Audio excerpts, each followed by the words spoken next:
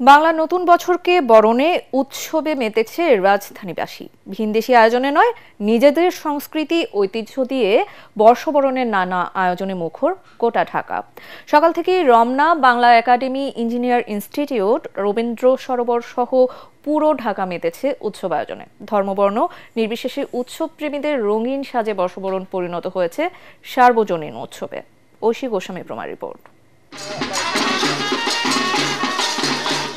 ফ্যাসিবাদ মুক্ত নতুন বাংলাদেশে বর্ষবরণ উৎসবের ঢেউ লেগেছে সবার প্রাণে।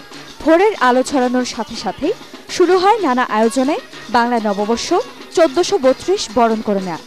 একরাশ আনন্দ নিয়ে লাল সাদা বাসন্তী রঙে সেজে ওঠে রাজধানীবাসী।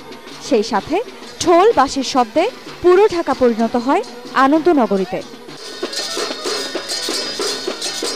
বাংলা নতুন বছরকে বরণ করতে নগর জুড়ে ছিল নানা বর্ণিল আয়োজন। বাংলা একাডেমিতে সাংস্কৃতিক অনুষ্ঠান, বক্তৃতা সহ বৈশাখী আয়োজনে বাবা মায়ের হাত ধরে আসা শিশুরা উৎসবে মাতে। তরুণ তরুণীরাও সেজেছে নতুন রঙে। শুভ নববর্ষ। ওয়ালটন আবারও মিলিনিয়ার অফারে ওয়ালটন ফ্রিজ কিনে আপনিও হয়ে যেতে পারেন মিলিয়নিয়ার। বাংলা বর্ষ বরণ করতেছি আমরা, সেই উপলক্ষে আমি আমার ফ্যামিলি নিয়ে ঘুরতে আসছি।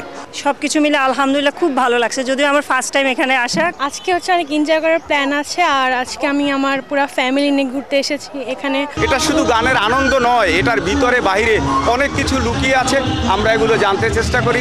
নতুন বছরকে বরণ করে নিতে আনন্দ র্যালি করে ইঞ্জিনিয়ার ইনস্টিটিউট অফ বাংলাদেশ। সেই সাথে দিনব্যাপী আয়োজনে ছিল মেলা, সাংস্কৃতিক অনুষ্ঠান।